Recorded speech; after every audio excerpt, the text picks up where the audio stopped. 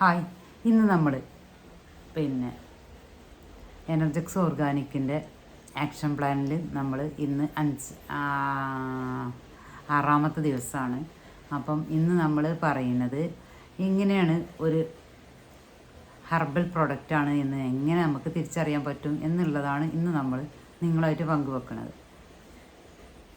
ഒരു quality herbal പ്രൊഡക്റ്റുകളാണെന്ന് തിരിച്ചറിയാനുള്ള 7 golden rules ഉണ്ട് കേട്ടോ. അപ്പോൾ അത് മനസ്സിലാക്കിയാൽ മതി നമുക്ക് ഇതൊരു ഹെർബൽ പ്രൊഡക്റ്റ് ആണോ അല്ലേ എന്ന്. അതിൽ ഫസ്റ്റ് തന്നെ ഇൻഗ്രീഡിയൻ്റ് ലിസ്റ്റ് നോക്കിയാൽ മതി നമുക്ക്.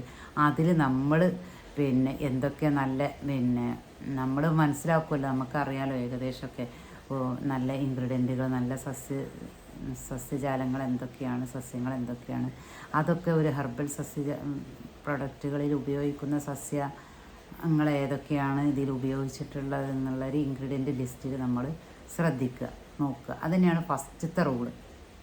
അതുപോലെ തന്നെ നല്ല നിലവാരമുള്ള പ്രൊഡക്റ്റാണോ ഇൻഗ്രീഡിയൻ്റ് ആണോ ഇതിൽ ഉപയോഗിച്ചത്, അതുപോലെ തന്നെ നല്ല വൃത്തിയിലാണോ ഇത് തയ്യാറാക്കിയത്, പൂപ്പൽ, ദുർഗന്ധം, അതുപോലത്തെ കേടുകൾ, വിശ്വസിച്ച് ഉപയോഗിക്കാൻ പറ്റിയ സ്ഥലത്തു നിന്ന് തന്നെയാണോ ശേഖരിച്ചത്, അങ്ങനത്തെ കാര്യങ്ങളൊക്കെ നമ്മൾ മനസ്സിലാക്കിയെടുക്കുക. ഇതാണ് രണ്ടാമത്തെ കാര്യം. മൂന്നാമതായിട്ട് നമ്മൾ ശ്രദ്ധിക്കേണ്ടത് ഈ മാനുഫാക്ചറിങ്ങിൽ നല്ല വൃത്തിയില്ല, നല്ല ശുചിത്വമുള്ള സ്ഥലത്തു നിന്നാണോ നിർമ്മിച്ചെടുക്കുന്നത് എന്നൊക്കെ നമ്മൾ ഇതിൽ നിന്ന് നമ്മൾ മനസ്സിലാക്കണം.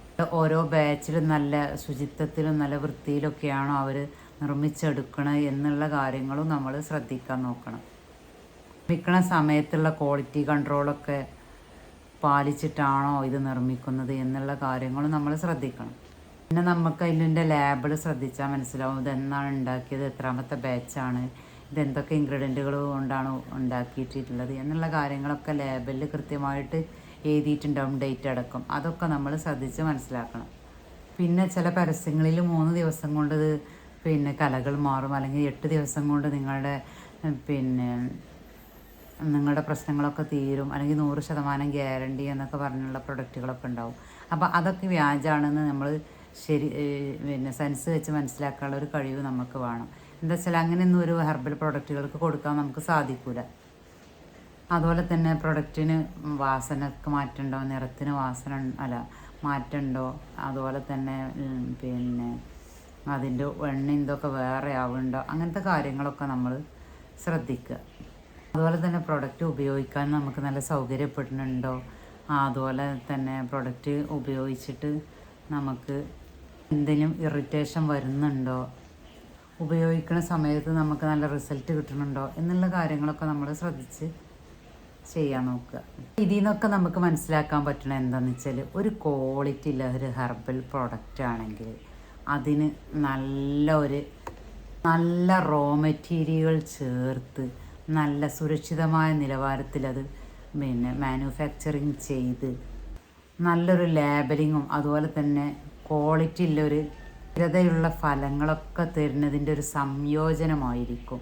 അതല്ലാതെ ഒറ്റയടിക്ക് നമുക്ക് ഇത്രയും റിസൾട്ട് തരാം എന്ന് ഏറ്റു പറയാൻ പറ്റുന്ന ഒരു പ്രൊഡക്റ്റ് ആയിരിക്കില്ല.